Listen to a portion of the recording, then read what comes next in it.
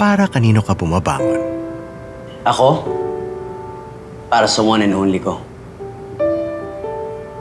Si Mama. Mapait ang buhay namin noon. Hindi ko maano, talagang hirap kami, syempre. Lipat-lipat, walang pambayad ng renta. 3 buwan kang di nakabayad. Minsan hindi umaabot yung kita mo or sweldo mo. Siyempre, una nakakalungkot dahil siyempre mga kaibigan mo nandun, di ba? All of a sudden, aalis ka. Sobrang pait nung hindi ko nagampan ng bayaran yung kuryente. Hindi, alam ko na wala talagang budget pang bayad ng kuryente. Hindi madaling magbumuhay ng 4 na anak at mag-isa lang ang nanay ko. Pero bilib pa rin ako kay Mama. Sa gitna ng pait, smile pa rin siya. Doon ko nakita na dapat hindi nega.